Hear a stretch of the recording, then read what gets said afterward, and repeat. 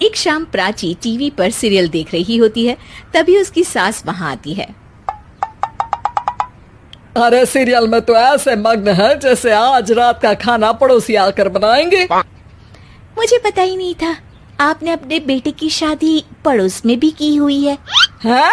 मतलब? मतलब इस घर में सारा काम बहू ही करती है, आप तो सिर्फ खर्राटे मारती हैं। अच्छा जी, फिलहाल तो तुम आराम फरमा रही हो, चलो जाओ, ये मेरे टीवी देखने का समय है। आहा, इसीलिए मुझे भगाया जा रहा है। सॉरी, अब तो बिल्कुल नहीं जाऊंगी। प्राची की इस बात पर दोनों सास बहू के बीच टीवी रिमोट के पीछे बच्चों जैसे छीना झपटी शुरू हो जाती है, जिसके बीच श्लोक भी काम से घर वापस आ जाता है।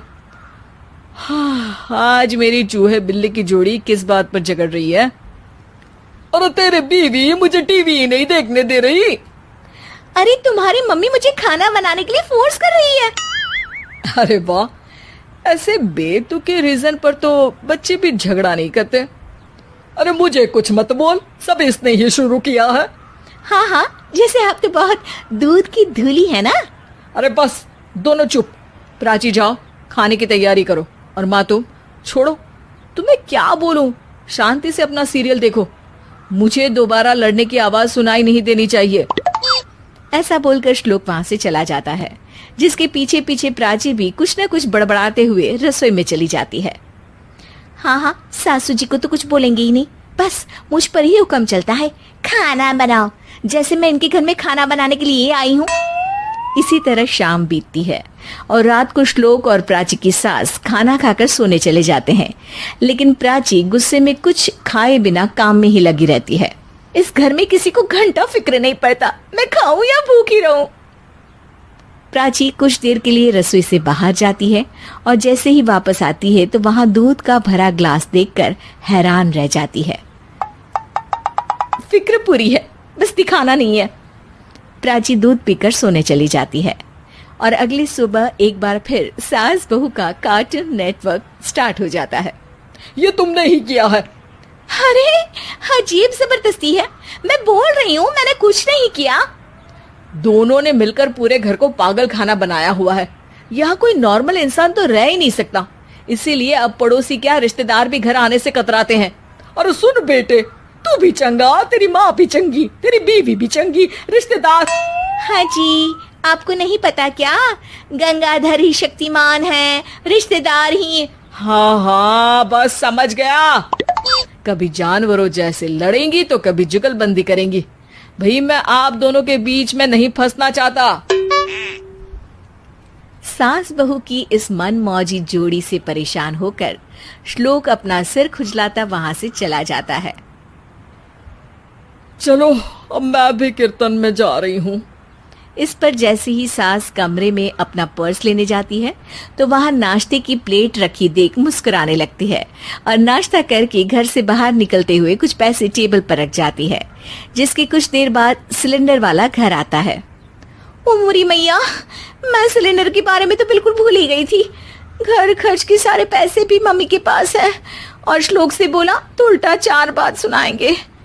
प्राची ये सोच ही रही होती है कि अचानक उसका चेहरा चमक उठता है और वो घर में आकर इधर उधर देखने लगती है। तभी उसकी नजर टेबल पर रखे पैसों पर पड़ती है, जिन्हें वो सिलेंडर वाले को दे देती है। ये सब श्लोक देख लेता है।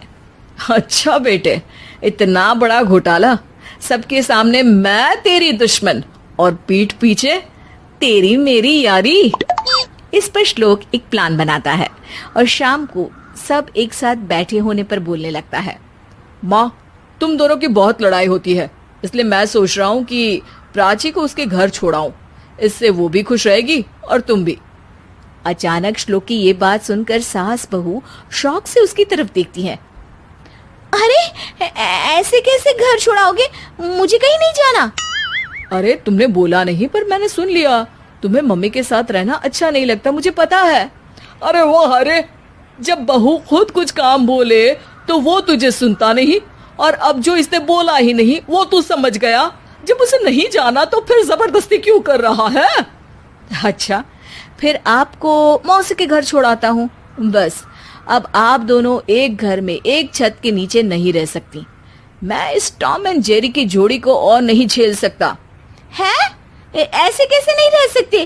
तुम्हें इतनी दिक्कत है तो तुम्हारा बोरिया बिस्तर पैक कर देती हूँ, लेकिन मम्मी जी कहीं नहीं जाएंगी। बिल्कुल यही सुनना था मुझे।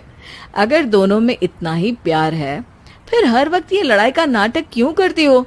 देखा मैंने कैसे माँ किचन में दूध रखती है और तुम उनके लिए कमरे में नाश्ता रखती हो, और कैसे वो पहले ही तुम्हारी दिक्कत समझकर घर में पैसे रखकर बाहर जाती है। अरे भाई, इतना ड्रामा तो डेली सोप में भी नहीं होता जितना तुम दोनों ने इस घर में फैलाया हुआ है। तू हमें टॉम एंड जेरी बोलता है ना, तो याद कर वो दोनों भी एक दूसरे को बाहर वालों की बुरी नजर से बचाने के लिए हमेशा सबके सामने लड़ते थे, लेकिन अकेले में दिक्कत के समय मदद भी तो करते थे। बस हमारा रिश्ता भी कुछ ऐसा ही है। और वैसे भी अगर सास बहू में तू मैं नहीं होती तो दुनिया वालों को कहानियां कैसे मिलेंगी?